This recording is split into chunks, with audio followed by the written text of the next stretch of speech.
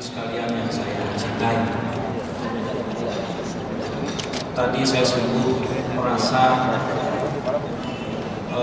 tercerahkan, dan saya kira kita semua tadi tercerahkan dan merindukan speech Pak Habibie yang sudah cukup lama kita tidak mendengar speech beliau yang sangat berbobot. Apalagi saya mantan Menristek 12 tahun yang lalu, hampir semua speech Pak Habibie yang penting-penting tidak ada yang tidak saya baca ketika saya Menristek.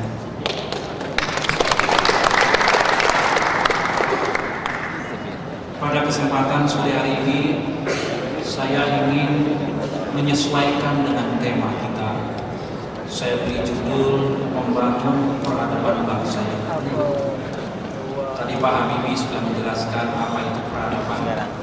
Saya sangat setuju dan pandangan saya sama dengan pandangan Pak Habibie, dan ternyata sikap Pak Habibie tersebut tidak berubah dalam beberapa tulisannya. Memang demikian.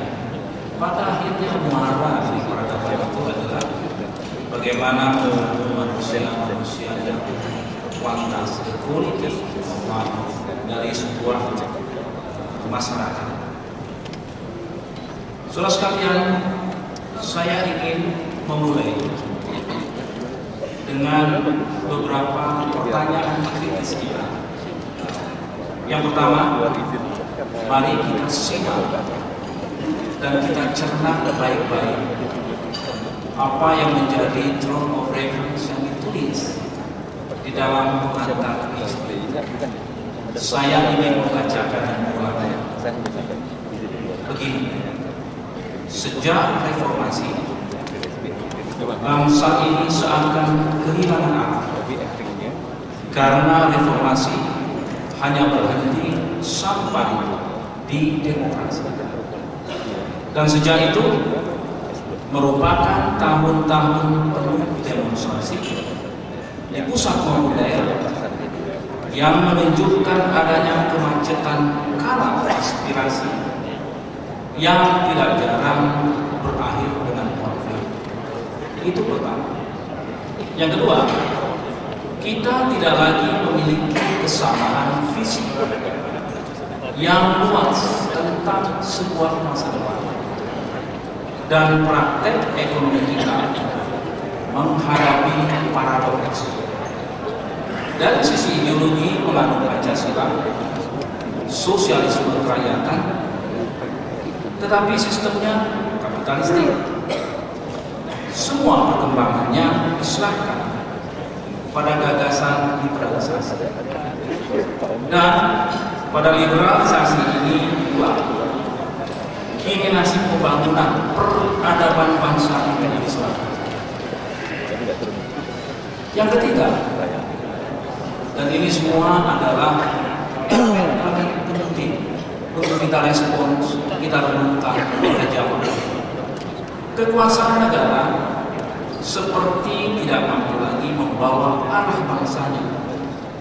Ini kesannya, karena dalam alam demokrasi dan globalisasi, negara tidak lagi otonom dan independen.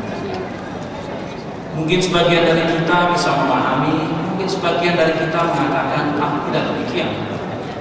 Tapi kalau kita mengikuti apa yang disampaikan Pak Habibie tadi, sepertinya kita harus menjawab apa yang menjadi statement ini sebagai sesuatu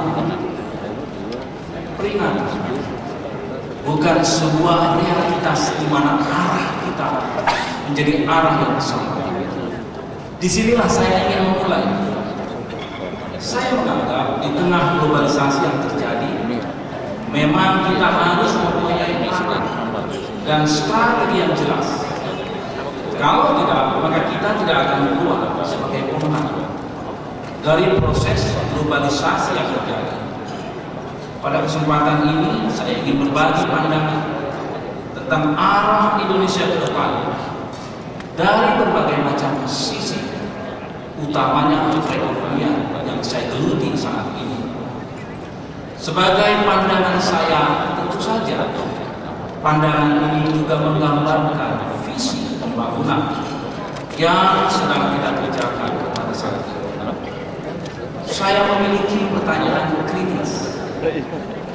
Sebetulnya pertanyaan ini pertanyaan kita semua. Bagaimana sebetulnya perspektif kebangsaan kita semestinya kita tempatkan, dan bagaimana pula kita lakukan transformasi demi terwujudnya peradaban Indonesia yang unggul di abad